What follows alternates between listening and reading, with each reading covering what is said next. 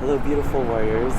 Today I wanted to talk to you about something that I've been going through recently, and that is how do you be compassionate to yourself? Oftentimes, I find if you're anything like me, that I tend to be my biggest critic, um, and I sometimes feel the world is being so critical of me but in reality, it's all in my mind. So today I wanted to talk to you about what you can do when you're experiencing times where um, you you feel a little bit more pressure that you put on yourself. And I want to share with you a story. It's a little bit embarrassing, so you have to bear with me. But it really hit me. This week was really difficult for me. I was starting a new job and so I had a lot of anxieties about that, whether or not I'm going to get along with my coworkers, or whether or not I'm going to be able to make enough money to pay my expenses. And there's this incredible right now there's an incredible transition that's happening in my life, where I just finished a really long time in academia, and I'm switching over to being a fully fledged adult in the workforce. And that had taken a huge toll on my identity, who I am, and what I'm really supposed to be doing. But anyway, let me give you an example of earlier this week.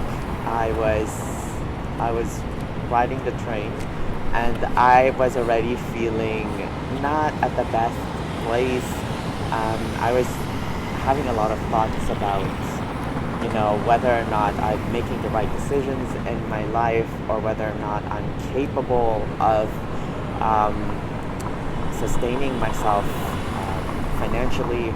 And I just had a lot of feeling of inadequacy. And lo and behold, I was in the train, and there was this really, really handsome man that I was making eye contact with. He's sitting far away on the further away from me, but we're within eye connection distance, I suppose.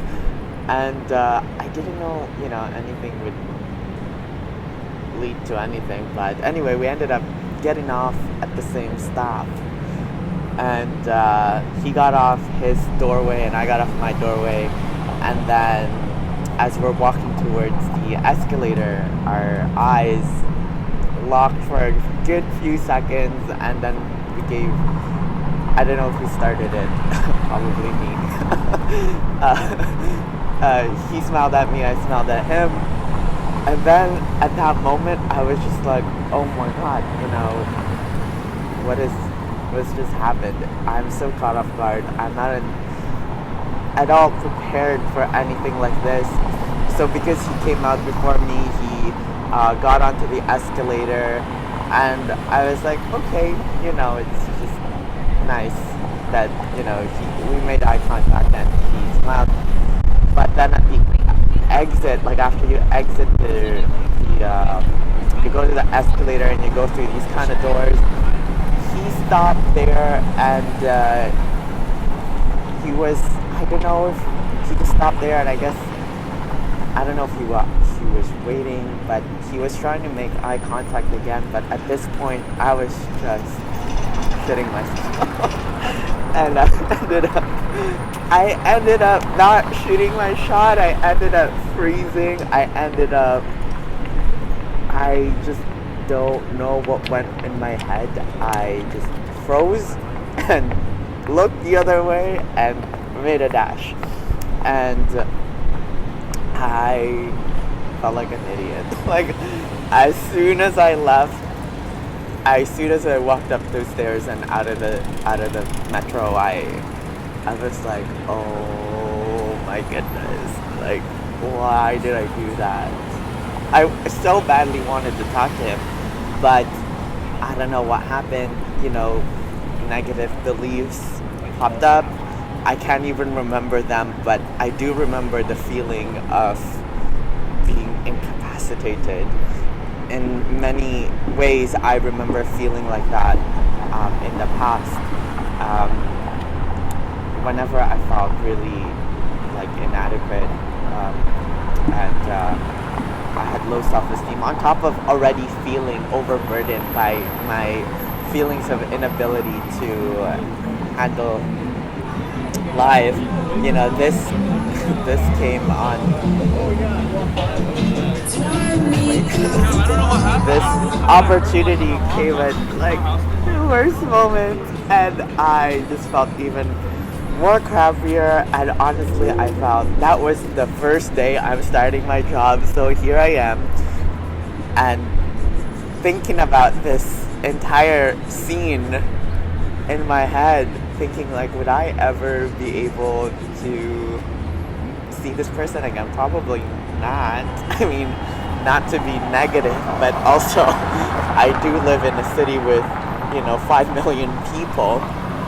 So, and it's moments like that because all the negative self-talk comes saying like, this is such a rare opportunity, and I missed out, and this guy is like very attractive, and I would have really liked to have gotten his number. But then what can you do? It's already in the past. I can only learn from that moment of life, and from then on, I guess, I should just go for it and shoot my shot the next time I see an opportunity, and not to think so much about, whether or not, like, I should go for it, I shouldn't, maybe I'll get rejected, maybe not. Just go for it. I mean, what's the worst that can happen? I get rejected, so what? At least I now know, where he's coming from, because forever in my mind, I'm like, what? Was he smiling at me because he liked me, or was he just smiling to be nice? But there's a certain smile that is more than just a friendly smile. So that's my lesson. And so then I had to kind of process this over the last few days, because I'm really hard on myself, because I have this inherent fear of missing out. It's not like FOMO, but kind of is. But I spent a great deal of my life committing myself to things that weren't necessarily my first choice. Like, it was either my parents or someone else. So, and growing up with a lot of responsibilities, taking care of my younger siblings, and being an immigrant to North America, to Canada, I had to make a lot of sacrifices, and that's kind of the expectation. And so there was this big portion of my life where I felt I didn't get a chance to live that. Like, I didn't get a chance to have a normal, growing up, like a teenage life, because I was out there looking after the responsibilities that I was assigned. So now, as a grown-up, I have this fear that, I should try to live those moments again. Or, I should try to have those opportunities that I didn't get a chance to do when I was younger. And I have this fear that, I'll grow old and I'll never have had experience those things. Of course, I'll never be able to shrink myself to that age and go through that. And it's kind of nice now that I'm older, and to go through these kind of like funny feelings when you have a crush on someone, because at least I'm a little bit more wiser, and have an idea of what I want in life and how to get there. So then going to the how to be compassionate to yourself, it was really difficult because it really felt like rejection. And the worst part about it was that I rejected myself. Like, I mean, I didn't even give the other person a chance to reject me. That's how, insecure I was at the time. And then I was beating myself up over that instant, which wasn't helpful. So I allowed things to settle in and tried my best to tell myself that, you know what, you weren't at the best moment. The chance happened when you were completely bogged. Your mind was completely bogged with so many different things. And one of the things that was helpful for me is always going back to my inner child and doing something that's playful and fun. So for me, just I think a day after, I had to meet with my accountant, and I sat with him for 5 hours doing accounting. So by that time, it's like, really, I just need to do something fun and playful. And so I walked. It was about already 10 o'clock at night, I believe. So I took a walk. I was at my parents' house, and they lived beside a river, and there's a trail there. So I took a walk into the trail at night, and surprisingly it wasn't very dark because it was overcast. And there is a little shrine on top of a hill there where I sit to meditate. And I sat there to meditate, and as soon as I began to leave, after some time, there was this massive winds that came, and sure enough, thunder thunder started coming, and lightning. And I was walking past this hawthorn tree, and the wind was blowing the tree so much that all this hawthorn was falling on me, like pelting me down. And I was, what is this? Is this hail? No, but it's hawthorn. So immediately my inner child awoke, and I started picking the hawthorn berries from the ground, and it started downpouring. And I don't know if many of you know, I keep repeating this in my podcast, but thunderstorms are my favorite type of weather pattern. And that's because when I grew up in Philippines, it rained there a lot, especially it thunderstormed there a lot. So I remember playing outside as a kid in the thunderstorm and being completely happy, just running around, getting soaked, jumping into the puddles. And for me, it's such an amazing moment because when it's thunderstorming outside, people don't usually go outside. So I have the moment, I have the entire, environment to myself to frolic and to express myself in any which way. Which in this case, I was really busy picking those hawthorn berries while they were just being pelted down on me. And then the rain came, and then before you know it, I was already getting wet. My pockets were filled with hawthorn. And I went into the, there's an interior part of the shrine, and I couldn't do anything but eat those hawthorn berries, enjoy the rain, watch the lightning and thunder, and basically stay there. And I didn't get home till 1 a.m. and it felt real nice. I'm just so grateful that I didn't get sick from getting rained on. And then the next day, I was supposed to film this video actually, but I said, you know what? A friend of mine asked if I wanted to go over to her place. She lives by the lake. I said, you know what, let's do it. And we ended up having pizza by the lake, and I ended up having a day off. And then coming to this day, I feel that I had honored my inner child. I feel that I've honored my inner 7 years old. So if you're ever in a place where you feel like you're being too critical on yourself, or maybe you don't even know that you're being critical on yourself, but if you stop and pause and you can't manage the amount of items on your to-do list, you probably are being too critical. Or when you finish a project and you feel that it's not good enough, you're not satisfied, and you feel the need to achieve some sort of perfection, check in with yourself and put yourself in a situation where you are 7 years old again, and just ask yourself, what would your 7-year-old self want to do right now? Chances are your 7-year-old self is not gonna want to do accounting unless you're one of those special people that really love numbers. I'm not one of those. So being out in the rain for me it did it. And now looking back, I'm like, it sucked. It still does because I don't even know the guy. I don't even know if he's a nice person. All I knew is he was physically attractive. But maybe, guess what? There's gonna be other people out there like him, or maybe I'll see him again. You never know. So there will be another opportunity for me to meet other people that I'm attracted to and who are gonna be attracted to me. I actually see this as a really great sign from the universe saying that, hey, maybe this area of your life is now opening up. You spent so much time in school, like 14 years, and so much of your life taking care of others. Maybe this is a good time for you to allow yourself to be taking care of others, starting by allowing yourself to take care of your 7-year-old self.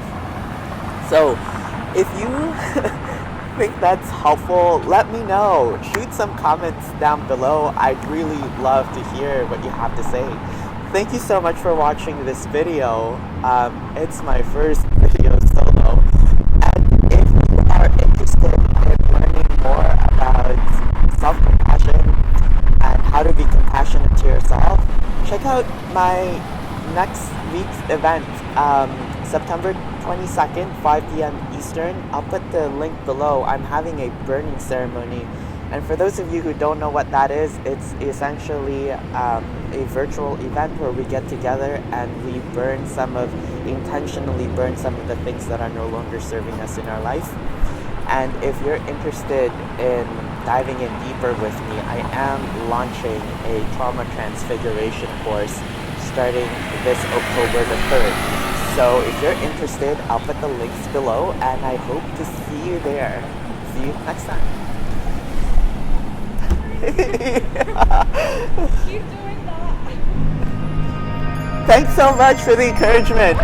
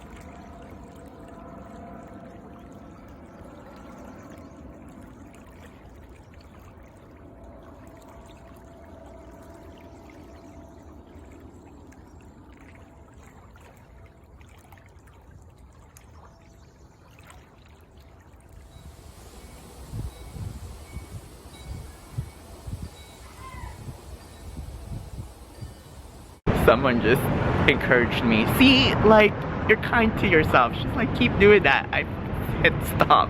But guess what? I am gonna be compassionate to myself.